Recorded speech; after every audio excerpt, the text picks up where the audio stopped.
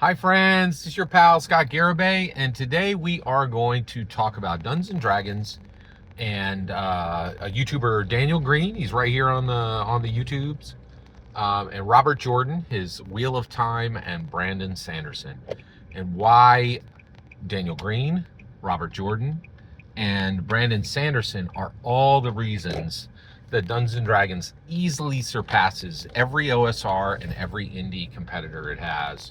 It really does not even play in. It doesn't.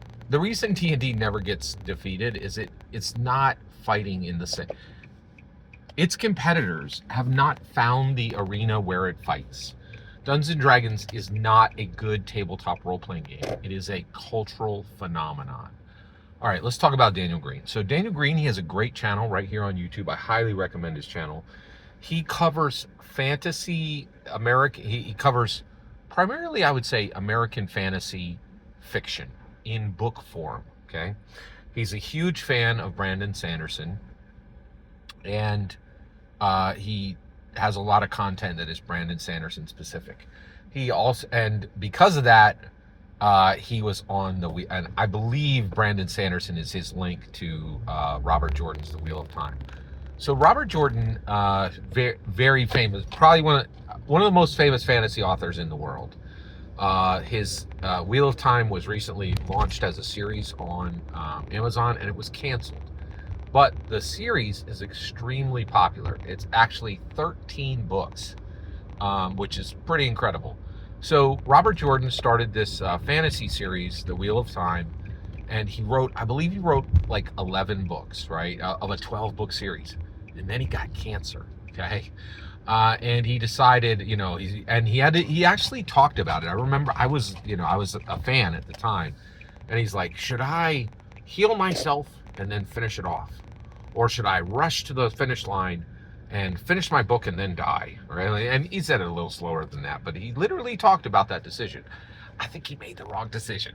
He died, right? So, and he left a bridge to nowhere, right? So if you'd read these 11 books, you were SOL because there was nothing, you couldn't finish it, right?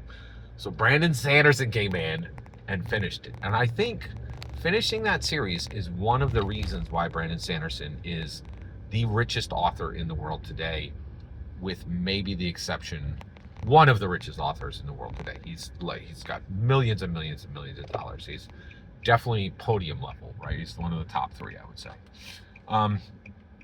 I guess there is pretty strong competition. If you can write well, you can get paid, right? So Daniel Green comes in, and he has just completed something truly epic.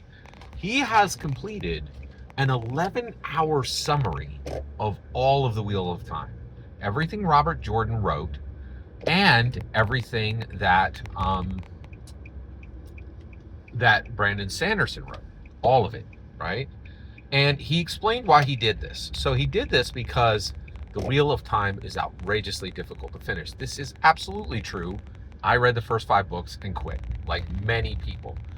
And actually, Daniel Green addressed this. He said, this is extremely common. People get in, they read a bunch of books, and then they're like, oh, I'm tired of this, right? Because it's thousands of pages, right? And he said, so this is created so that wherever you stopped in the series, you can catch up on the summary and then jump right back in on the books, right? He also said, if you've never read a single one of the Wheel of Time's books, but you follow down the bridge to nowhere of the show on Amazon, you can also use this to find out the rest of the story. It's 11 hours long, and I highly recommend that you watch it. It is fantastic. It is brilliant, brilliant, brilliant content. And it's also the reason Dungeons and Dragons absolutely destroys every competitor it has in the OSR space and in the indie space. So let's talk it through. All right. So basically, if you're a Sanderson fan, if you're a Sanderson fan, you're in luck. There are tons and tons and tons of other fans who are talking about his material, sharing theories for the next book, and are active in a community, right? And here and that means that all the content connected to Brandon Sanderson is this rich, vibrant world of community. And it's exactly the same with Dungeons and Dragons. I have thousands of videos. I have videos that cover many, many topics. I have videos that cover D&D canon source books in high detail. I have videos that cover Dungeons and Dragons history. I have videos that cover Dungeons and Dragons lore, right? And so one of the reasons why people love Dungeons and Dragons so much is wherever you come in. If you come in and you say, "Hey, I want to work through every edition. I'm going to play D&D 1E, then 2E, then 3E, then 4E, then 5E." You will find people like Sly Flourish who come in and give great detail for many of these, this content. You'll find guys like Justin Alexander who talk about how to play. You'll find guys like AJ Pickett who say, let's take a look at just the beasts and go into incredible detail. You'll find guys like Jordfan, right, who go into lore from multiple editions.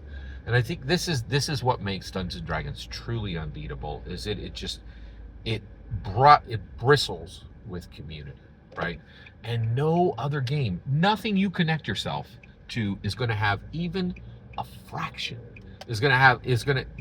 Everything else you connect to is going to have the barest minimum fraction. Is it going to be half as good? Is it going to be 1/8 as good? Is it going to be 1/100th as good? Right? And the communities have dried up. The communities just they're not as robust. They don't give all these incredible amounts of resources.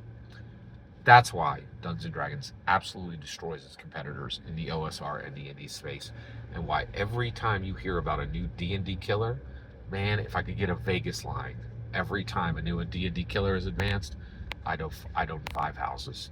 Every single word by easily betting against them. Every single word you just heard in this video is my humble opinion, nothing more, nothing less.